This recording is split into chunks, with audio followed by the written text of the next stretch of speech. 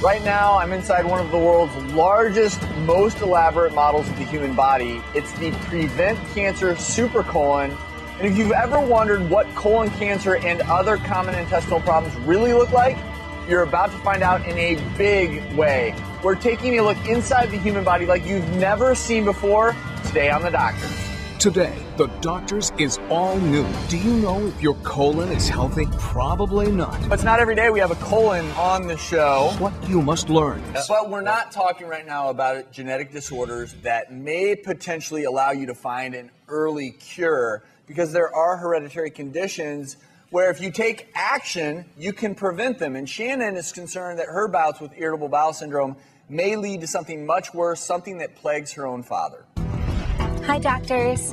I have a history of IBS, irritable bowel syndrome, and it's so bad that I have to keep over-the-counter medication at my disposal at all times. And my father's being treated for colon cancer, and my brother has diverticulitis. I was wondering, are bowel issues genetic, and can they lead to colon cancer? And is IBS one of them? Great question, Shannon. Now, joining us is gastroenterologist Dr. Jeffrey Sherman. He's from Cedars-Sinai Medical Center. Right now, he's inside the Prevent Cancer Supercolon to fill us all in on the most common problems that affect us and our colon. Dr. Sherman, thanks for being with us. Thanks for having me. So it's not every day we have a colon on the show, but a lot of people do ask themselves, what kinds of conditions may predispose me to bad things like colon cancer? First and foremost, Shannon's question, irritable bowel syndrome. Irritable bowel syndrome does not lead to colon cancer per se, but initial symptoms may mean something more than just irritable bowel syndrome. So workup needs to be done.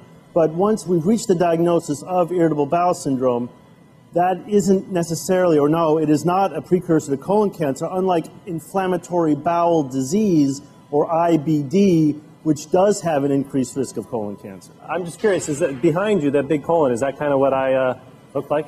You look like this in the normal colon tissue segment. Your colon, of course, Dr. Sears, is much smaller than this.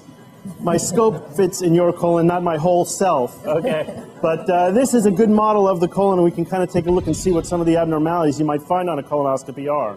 What we like to see most often is the normal colon tissue, a very smooth lining, pink surface, folds of the colon normally spaced apart, very healthy pink tissue with small little vessels feeding the tissue with oxygen that are visible right here under the mucosal surface. The key is the normal fold pattern and vascular pattern, along with noticing how smooth it is, what we like to see throughout the entire colon. However, other abnormalities can occur, and I mentioned inflammatory bowel disease. One of those is ulcerative colitis, or colitis, where the tissue turns a darker red, very swollen or edematous. The fold pattern is distorted. The vascular pattern, or blood vessels under the mucosal surface, are now no longer there. And then we see ulcers and blood vessels visible to the surface of the mucosa. This is seen in patients with bloody diarrhea, weight loss, abdominal pain and cramps, and the typical infectious processes need to be ruled out as well. But ulcerative colitis is one of those conditions that can lead to colon cancer. We have the ulcers and colitis, but as well we have something called Crohn's disease, which is a similar disease to ulcerative colitis. In Crohn's disease can be inflammation skipping around the colon, so you may not see it right away as you enter the colon during a colonoscopy. You see these finger-like projections called pseudopolyps, which can cause bleeding and discomfort. The symptoms are similar to colitis, where you get bloody diarrhea, abdominal pain, sometimes even nausea, vomiting from a bowel obstruction. This Crohn's disease occurs in the colon, and if you can sneak into the small intestine during your colonoscopy, you would look for signs of Crohn's disease as well in the small intestine. But probably the most common finding that we do detect during a colonoscopy, there are these growths, mound-shaped growths coming from the wall of the colon that are either directly attached to the surface of the colon or are on a stalk. It looks like a little tree with the leaves coming out. These are detected both in the early part of the colon or the late. A flexible sigmoidoscopy will not detect polyps deeper into the colon. That's the key reason we do colonoscopy, to detect polyps, which can turn into colon cancer. These are removed easily with a little forceps where we can just pull it straight off the wall of the colon, or a lasso snare where we can surround it and burn it off. Polyps are often, or most commonly, asymptomatic. We don't realize we have them. They don't result in any pain or change in bowel habits. Polyps can turn into a more polypoid advanced form of themselves, or a tumor coming in from the side wall of the colon. Can be asymptomatic, but also you see blood in the stool, maybe a change in bowel habits, whether it be diarrhea or constipation, depending on where the cancer is. But it can take up a good part of the side wall of the colon. We see it.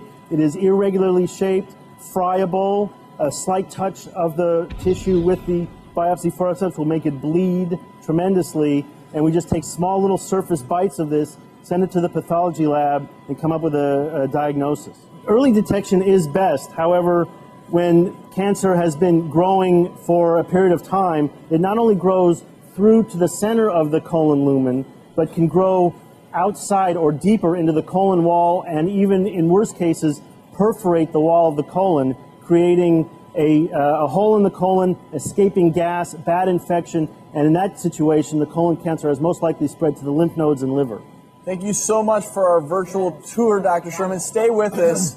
And for everyone at home, the reason early detection is so important, so you can get that cancerous growth out before it spreads.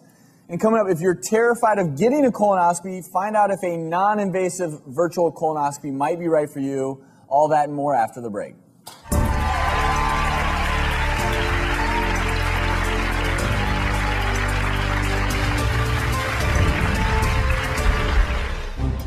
I had no idea what was going on. I just felt like my body was crying out, somebody do something.